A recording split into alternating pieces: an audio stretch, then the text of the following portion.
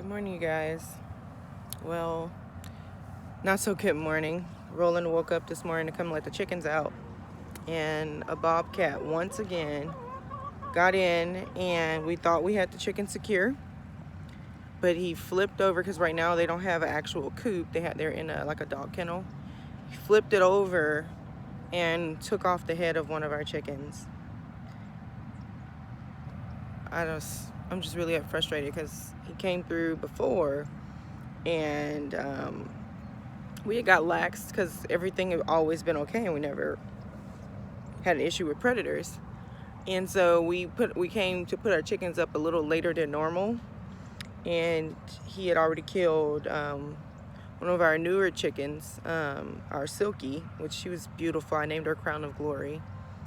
Just broke my heart. I don't even really have any pictures of her because we had just got her. And killed our rooster.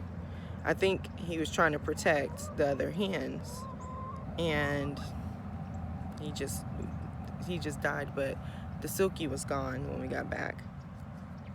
I'm just so upset at this point because Roland has a game camera and he was trying to track it, but it took so long for it to come back. We just thought maybe it was just passing through and it's just not gonna come back. Apparently we were wrong, because it came back, and now yet again another one of our chickens are gone. Now we were going to build a coop, but now it's just getting it's gonna be too much. Like, even with them put away and we have a tarp over them, he still figured out how to flip their cage over and kill one, even though he didn't get a meal, because her body is still there. But we're gonna turn this little shed thing into a coop today, and that way they'll have something secure to be in at night. I'm really frustrated with myself because I feel like we should have did that, which I suggested it already, but Roland really wanted to use it as storage. And you know, it's fine because this has been working until we were able to build them an actual coop. But now it's just, we got to do something, and I'm not going to leave them in those cages any longer and not have adequate security.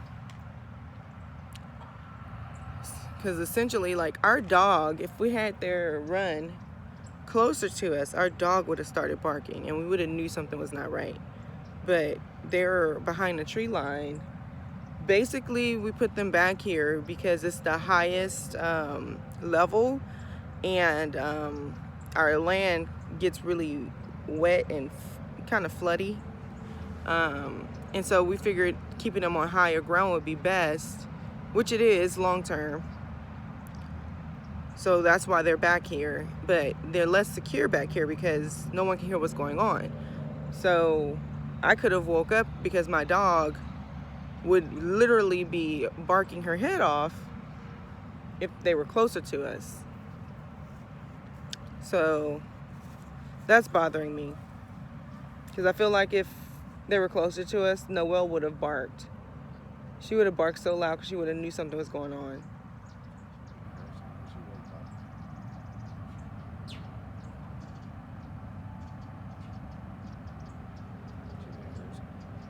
Roland's saying she may have heard something because she was barking.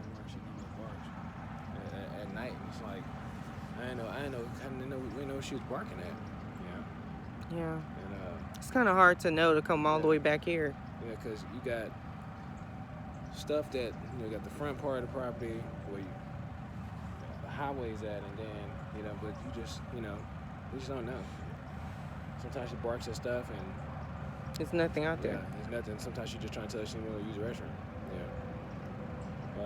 Probably should have knew something, because she barked a little bit more than she normally barks at night. I'm just upset the camera didn't catch anything, because I don't know how to set up a game camera. So, yep. Rough morning for us here on the Thomas family farm. All the chickens seem to be distressed. Baby, you gotta get her body out of there. They can't be looking at that.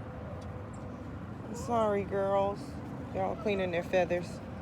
Cause it's all muddy back here. We got some wood chip flakes, and they're just not absorbing enough. So we're gonna have to get some real wood chips to absorb that water. I'm just really upset right now because we started out with 10 chickens. And now we're at 7. So, really upset about this.